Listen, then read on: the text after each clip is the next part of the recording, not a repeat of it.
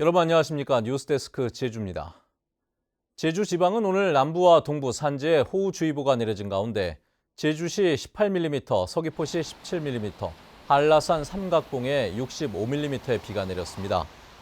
비는 내일 아침까지 10에서 40mm가량 더 오겠고 한라산 정상 부근에는 진눈깨비가 내리는 곳이 있겠습니다. 내일 아침 기온은 9도에서 10도로 오늘보다 1도에서 4도가량 낮겠고 북서쪽에서 찬바람이 강하게 불면서 체감기온이 5도까지 떨어지고 육상에는 강풍특보, 해상에는 풍랑특보가 내려지겠습니다. 정부는 2023년까지 자율주행 기반 대중교통 시스템을 상용화할 계획입니다. 이에 맞춰 여러 준비들이 이루어지고 있고 또 보완해야 할 과제도 많은데요. 제주 시내에서 자율주행 차량이 시민들을 태우고 실제 도로를 달리는 시험 주행이 이루어졌습니다. 김항섭 기자의 보도입니다. 승객들을 태우고 버스 승강장을 출발한 소형 버스. 우회전을 하고 도로로 나가 곧바로 자율주행을 시작합니다. 버스의 핸들은 있지만 운전자가 조작하지 않아도 차선을 스스로 바꾸고 신호등을 인식해 교차로를 지납니다. 차량이 가야 하는 경로 그리고 경로상에서 차량이 어떻게 움직여야 되는지 예를 들면 핸들은 어느 각도로 틀고 브레이크는 어느 정도로 밟고 가속은 어느 정도로 해야 되는지와 같은 값들을 계산을 하게 됩니다. 미리 입력된 경로대로 주행을 마친 버스는 다시 승강장으로 돌아옵니다. 차량에 부착된 10여 개의 센서가 사람과 장애물을 감지하기 때문에 운전자 없이도 자율주행이 가능합니다. 브레이크라든지 도로 상황이 아직은 개선이 안 됐기 때문에 그 부분들을 개선해서 시민들이 좀 더 편안하게 이용을 할 수 있는 시대가 왔으면 좋겠습니다. JDC는 제주도 자율주행 플랫폼 업체와 함께 주요 도로에 대한 3차원 정밀 지도를 만들어 자율주행을 기반으로 한 대중교통과 공유 차량 서비스 등 다양한 사업을 추진할 계획입니다. 자율주행에 대한 지원을 지속적으로 함으로써 앞으로 제주 도내에 자율주행에 대한 도입 가능성에 대해서 한번 점검할 수 있는 기회를 갖도록 하겠습니다.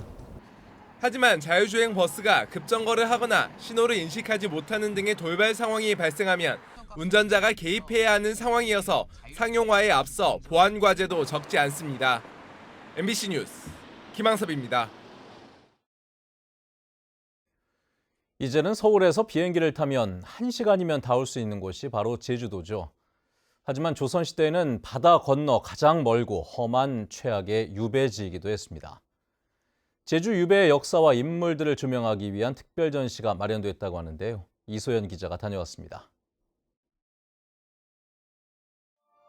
고국의 존망은 소식조차 끊어지고 연기 깔린 강물결 쇳담배에 누웠구나. 조선 15대 임금으로 국정을 이끌다가 폐위된 광해군이 제주 유배지에서 쓴 시입니다. 임금으로 있었던 15년보다 더 긴 시간, 19년이라는 기간 동안 유배 생활을 하게 됩니다. 그리고 그중에 마지막 4년 4개월을 제주에서 유배 생활을 하시다가 돌아가시게 됩니다. 최고 권력자에서부터 왕족과 사대부 등 정치적 이유로 제주에 온 유배인은 조선시대 260여 명. 제주 유배 역사와 인물들을 조명하기 위해 특별 전시가 마련됐습니다. 제주도는 그냥 아름다운 섬이라고 생각했는데 유배지였구나 하는 생각도 들었고 많은 정치가들이 제주도로 유배를 왔구나라는 생각도 했고 특히 유학의 불모지였던 제주에 유학의 바람을 불러일으켰던 오형과 유배인에게 학문을 배워 과거 시험에 합격한 제자들의 자료, 유배인들이 쓴 현판 등 100여 점이 소개됩니다. 자기 자신을 다시 한번 되돌아보고 갈고 닦는 측면들이 있었고 자기가 가진 모든 학문과 정보들을 배움의 길이 좀 많이 부족했던 제주 유생들과 주민들에게 많이 나누어졌습니다. 전시뿐 아니라 제주에서 완성된 추사 김정희의 세안도 가상체험과 현장 답사 등도 진행됩니다. 제주에서 처음으로 열린 유배인 이야기 특별 전시는 내년 3월까지 국립제주박물관에서 이어집니다. MBC 뉴스 이소연입니다. 제2공항 예정지인 서귀포시 지역구의 더불어민주당 위성곤 국회의원이 제2공항이 필요하다는 입장을 밝혔습니다. 위성곤 의원은 어제 서귀포시에서 열린 북한 이탈 주민 행사 축사를 하면서 자신은 제2공항 추진과 건설을 위해 노력해왔고 반드시 필요한 시설이라고 생각한다고 말했습니다. 또 함께 참석한 강충룡 도의회 부의장이 제2공항 건설에 강력한 의지를 표명해줘 감사하다고 말했습니다. 제주에너지공사 사장 공모에 원희룡 도지사가 적임자가 없다며 재공모를 지시했습니다. 이번 공모에는 6명이 지원해 지난달 18일 면접 심사를 받았고 정치인 Y씨 등 2명이 최종 후보자로 추천됐던 것으로 알려졌습니다. 원 지사는 최근 도정 질문에서 공무원이나 선거 캠프 출신 인사가 사장으로 지명될 것이라는 사전 내정설은 사실과 다르다고 해명한 바 있습니다. 장애인 거주시설의 원장이 폭행 사건을 숨겼다는 주장이 제기돼 경찰이 수사에 나섰습니다.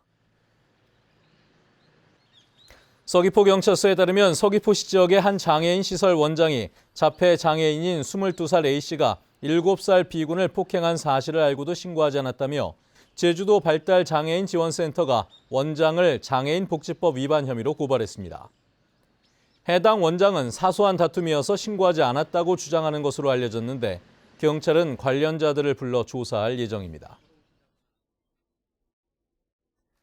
제주시 연동 일대 유흥가에서 성매매를 알선하는 보도방이 성행하고 있는 것으로 드러났습니다.